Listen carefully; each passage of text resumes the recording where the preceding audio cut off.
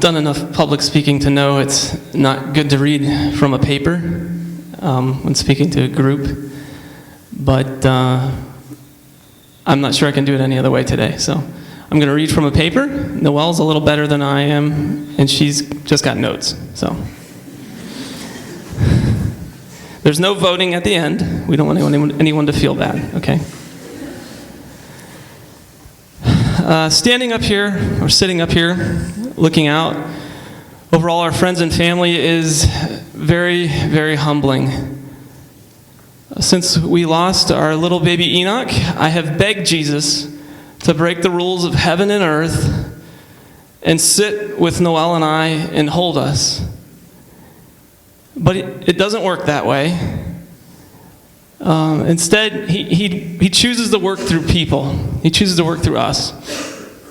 And when I see all of you here, I see how much he loves us, and it satisfies my heart. So thank you for coming. Thank you for caring, and thank you for crying with us today. The story of our little baby Enoch starts a while ago. Noelle and I were content for quite a while as a couple, but many years ago, that changed, and we desired to be a family. Our first choice was to adopt, but after some attempts at that, it seemed clear to us that God had closed that door. And so we decided that we would just have our own children. It was at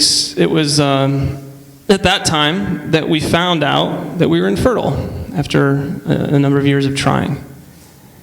And it would be extremely unlikely for us to be able to have our own children. And these things happened all very privately. And many of you never heard this story or knew this story or knew this about us. And you probably speculated on many things and why we were the way we were, why we didn't have children. That's the story. And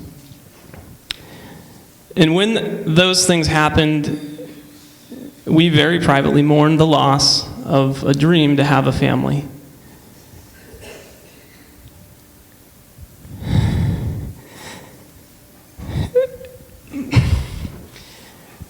It was very, very difficult for us. And we shed a lot of tears. And I think that's part of what makes this so hard.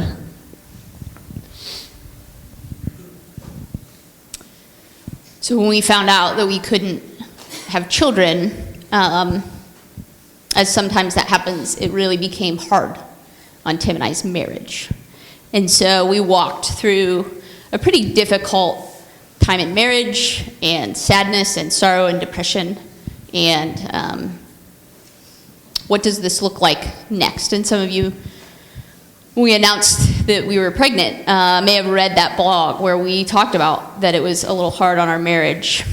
And so as we worked our way out of that, we were healing, and we were surrendering it to God. We trusted that he always had a better plan, and that's something we've learned time and time again through our lives and through First Glance, that God has a better plan. We didn't love it. We still didn't look at Facebook at Christmas time because we didn't need to see all those little baby pictures, and we still understood that it sucked. But we had that tension of, I genuinely trust that God has a plan, and this sucks. Right? That was the tension. And so as we continued to move out of that and trust that, okay, this is God's plan, Tim and I were healing. We were healing as a couple, and I became severely depressed. And some of you know this, and I became very suicidal, and it didn't make any sense. The suicidal tendencies didn't make sense because I genuinely liked my life, I liked my marriage, I liked my job, I liked First Glance, I liked Kenmore, I liked everything about my life going on. But if you left me alone, I wanted to die, and I don't know why that was. And so this kind of took on a large part of our life, and Tim was fantastic in supporting and loving me through that. And eventually it got really bad. And there was kind of this dark day. And so we had no other choice. I had done counseling, and I had done extreme counseling, and we had done medicine, and we had done everything in our power, and working out and spending time with God. And again, I loved God and I loved my family, but I was suicidal, and that's the simplest way to put it. And so some friends of mine realized that there was something going on, and they prayed for me on February 14th of this past year, which is exactly 301 days from right now. At 4 o'clock on Valentine's Day, my mind was healed. My friends prayed for me. It happened instantly. I didn't trust it for months, but I can tell you 301 days later that it is true, that God intervened in my life and healed my mind. And I've told this story time and time again. And so soon after that happened, God had very clearly laid on my heart that this particular guy we knew from church should pray for, well, I wanted him to pray for me. And that's odd and awkward to ask a married man to come and pray for you when you're a married woman, okay? So, especially when you don't know them very well. Sorry, I know we only know each other at church, and I say hello to you rarely, but I would like you to come to my house and pray for me. So we decided to do this as a couple, and another couple joined us, some good friends of ours, and so we had this intense night of prayer. And I didn't realize when we started that night that that was a huge part for Tim and I. Tim had very bravely held on to us and our marriage and me and cared for me while my mind was struggling so much. And I didn't realize how much our marriage needed kind of that renewal, that reset. And so we kind of rededicated our hearts to just the ministry that we do and to each other, and it was huge. And so God healed my mind, and he healed my marriage. And it was about 6 weeks later that we realized in that same week, God healed my body, and I was pregnant. And we were so joyful. God did it. And so our life became transformed, and we were in this new season, this new state. And I got to be pregnant. And at that point, maybe prior to, I started to have these thoughts that it's a gift. That everything's a gift. So as much as I'm telling you hard things, and I'm sitting here telling you this on genuinely one of the worst days of my entire being, I can also tell you that God the whole time continued to remind me that it's all a gift. I got to be pregnant. I have friends who can't be. And I remember reading a friend's blog one time, and she talked about how women complain about pregnancy, and that's hard because she wanted to be. And I read it years and years ago, but it stayed in the back of my mind. And so I thought about this when I was pregnant. Tim felt the baby kick. That's awesome. I would roll over, and the baby hated to be touched on my left side, and so the baby would start kicking. So I'd roll over, and it'd hit Tim, and he'd just start kicking Tim. I got to decorate a nursery. Tim and I went and registered. We had baby showers. Those are all gifts to us. I got to be pregnant. And God continued to show me that everything is a gift. So I worked really hard not to complain. Because I got to be. Yeah, I had to get up in the middle of the night and pee 8,000 times. You know what? It meant there was a baby growing in me. I got to be pregnant. Was it hard not to complain? I made a conscious decision that I just wasn't going to complain about it. No, it wasn't. It wasn't easy. I couldn't breathe. I couldn't bend over. There were really annoying parts. The morning that I realized I couldn't bike anymore, I cried 4 times that day. Right? Like, it was hard, but I worked hard to not complain because I trusted that it was a gift. Last Sunday, driving home from church, and part of it was prompted by a conversation I had the Wednesday before at church. As Tim and I drove home from church, I said, Tim, I'm working really hard not to complain about pregnancy. And when we have this baby, I would like that to transfer over. That if I wake up in the middle of the night because the baby's crying, that's okay because it means there's a baby in my house. And I get to change him or her. That was the mentality, like, we get to have a baby. And that's hard because less than a week later, we realized that I won't wake up in the middle of the night to change my baby. And every night at 3 a.m. when I'm awake, Tim wakes up to me crying. And not to our baby. And so to pretend that this is easy would be a lie. But I still go back to this idea that it's all a gift. I have to say that. It's the reason I'm sitting here on the hardest day of my life talking to you. Because God promised us nothing. We aren't promised a nice life and a happy marriage. I wasn't promised to be a mom. We're separated from God because of our own sin. And God, as Dwayne talked about, Jesus dies on the cross for our sins so we can have a relationship with him. So what we deserve is to be separated from God. What we deserve are consequences. But God gives us all these things. So God gives us in his mercy, and I genuinely believe it, he gives, everything is a gift. It's a gift. It's a gift. I got to be pregnant. Do you see? That's a gift. Yeah, the ending sucks, but it's a gift. And so last week I told this story to our church group on a Wednesday night. And I talked about how God healed. We talked about our marriage and how we met and how God healed our body and mind and how I was pregnant. And I told them that. I said, look, it's all a gift. It's genuinely all a gift. And I don't know what's going to happen. And even if this doesn't end well, I'm still saying it's all a gift. And I had no clue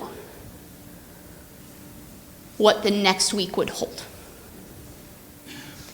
But I can sit here confidently and only through the peace of God tell you that I still say it's all a gift.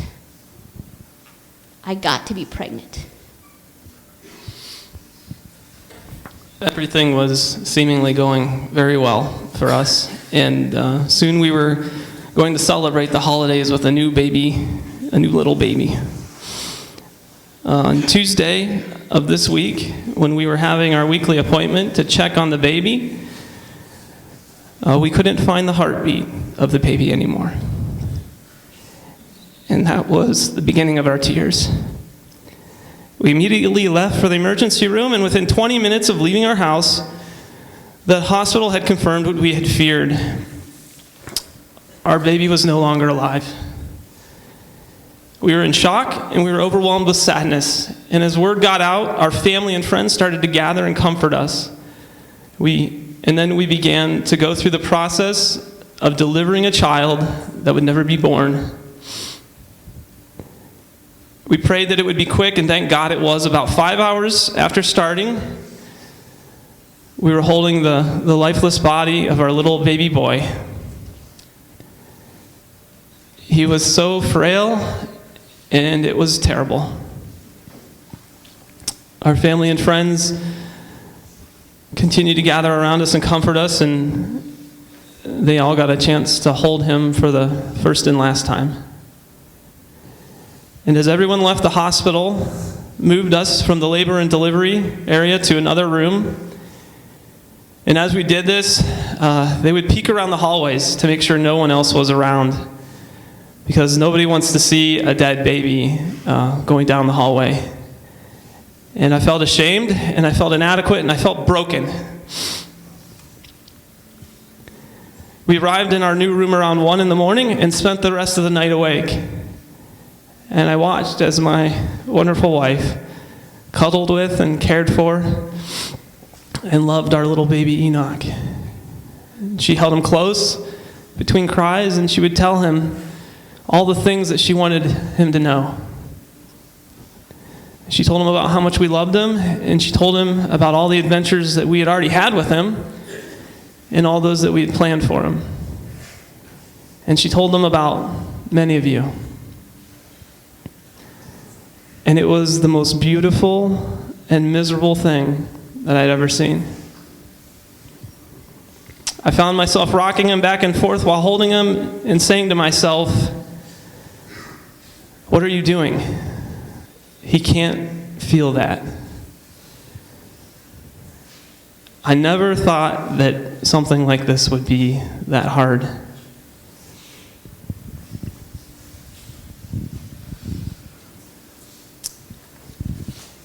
The night was amazing and awful. We got to hold our baby for those hours. And we refused to sleep because that's the only time I'm ever going to get with him. And so we did whatever we could in those moments. At one point, I just really wanted to hold his hand, which is the picture that I posted recently. I just wanted to hold his hand. And so the hardest thing I ever had to do was to leave him behind. He was with me for 10 months.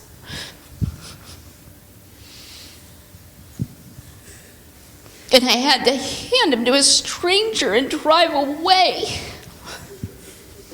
And as I handed him to the nurse, I wanted to tell her all the things about him, to care for him.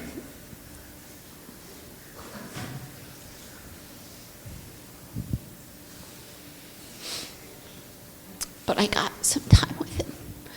I got to hold my little baby.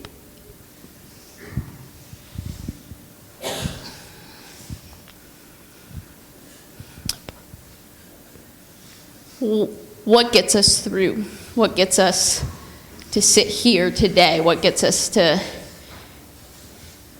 be able to share with you is the feeling that we trusted and knew that baby Enoch would make a difference for God.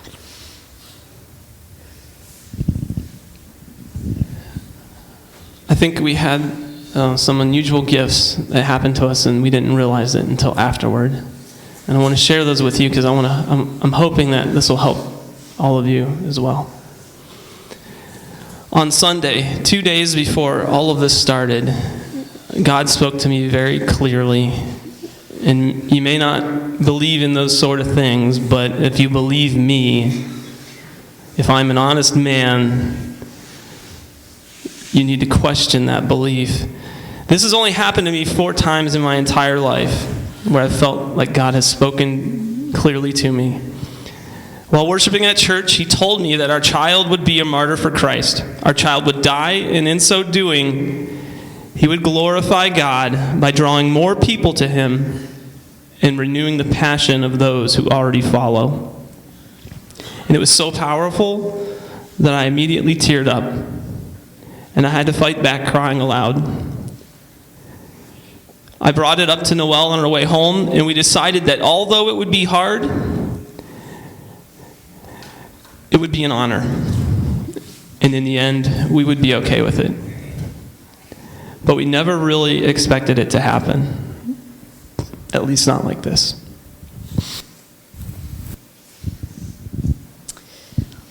On Monday, I was supposed to have an appointment with my midwife, and I missed it.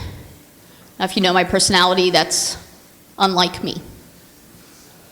I had a whole meeting where I was looking at a calendar, and I remember thinking I should look at the week view, and I never clicked the button. I put my cursor over it, and I never clicked the button. I don't know why. At 11:21, I sent a text to my midwife, and I said, I'm supposed to have an appointment tomorrow. Can you remind me what time it is? Because it wasn't on my calendar. I looked on Tuesday. I didn't look on Monday. Had I looked on Monday, I would have seen that it was on Monday. I didn't hear from her until 12:20, and I was having trouble with my phone that day, so I genuinely don't know when she texted me back.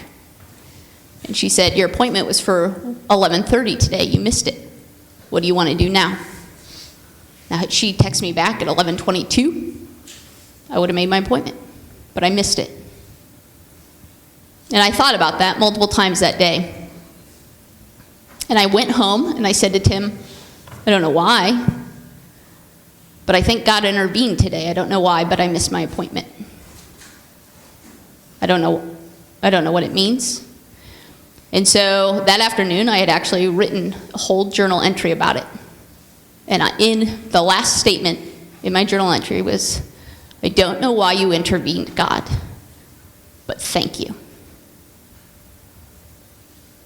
I still don't know why that happened the way that it did. The appointment got moved to Tuesday. We quickly found out that there was no heartbeat. And suddenly my life was wrecked. God, throughout this whole thing, has given us moments and glimpses of Him. God genuinely is our pillar. The only way that we can stand here today is because Christ is our pillar. I asked Kevin to read John 16:33. I texted this to several of my friends this week. The scripture is that there is a promise to some extent that because we live in a broken world that we are going to have trouble. It's not because God does it, it's because we live in a broken world. There is going to be problems, but take heart, I have overcome the world. God wins, He wins.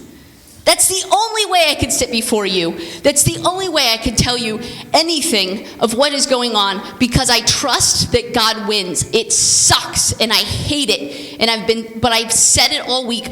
God wins in the end, and that's where my hope is.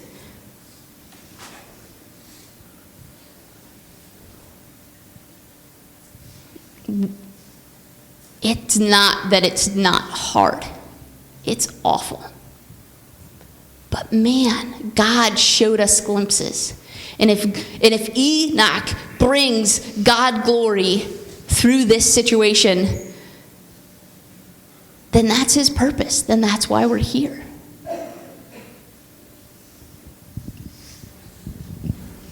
Knowing and believing that God wins in the end helps us a lot. But the fact that He intentionally gave us these signs, something that we could look back at later and say, He told us His death wouldn't be in vain. It makes it so much more bearable. And it makes me feel very loved by God, and that's an amazing feeling.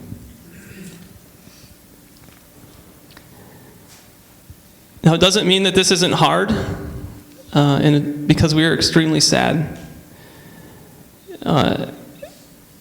It's the worst thing that I've ever experienced. We wake up a lot at night, and we want to hear a baby crying. And it's confusing. A lot of the Christmas gifts that we had bought or planned to buy were supposed to have a picture of our baby on it. And because of our history of trying to have a family, it doesn't just feel like we lost a child, it feels like we lost that hope, like we lost that dream again. And we thought we went through that once, and we thought we were done with it, and it really hurts to have that hope renewed, only to be lost again. We are mourning all of these things, realizing the only clothes that will ever dress Him in are the ones He's wearing now. realizing Christmas is coming and we don't have a little baby to buy gifts for. There are a lot of moments, there are a lot of things that we continue to stumble upon that we realize are heartbreaking. And we're not going to pretend that we're not devastated by this. And so we're living in this tension of we really trust God. We still believe it was a gift that we got to be pregnant, that we got to experience some of these things. It really is true. We are standing in this trust. And at the same time, we are crushed. I cry most of the time. And so we're living in this tension. But as you walk away from this place today, we want you to consider a few things. First, the tragedies and the sorrow in this world have no effect on the reality of Jesus Christ and his love for us.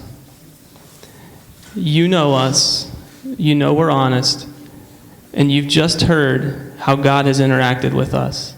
This is evidence of his existence. Also remember, this world is temporary. Treat it as such and put your hope in eternity with him. And God said that through Enoch's death, he would change people. He would raise up more to follow him and create a deeper passion and faith in those who already do. You are the people he meant to change. You are the people here hearing this. I pray that when you think of us and when you think of little baby Enoch, that you make one change in your life that brings you closer to God. And if you are willing today, we have note cards that are out in the hall and over where the dinner will be. And you're welcome to write messages to us. And we would appreciate reading any encouraging message you have for us. But what would warm our heart more than anything is to hear one thing that you want to change in your life to become closer to God.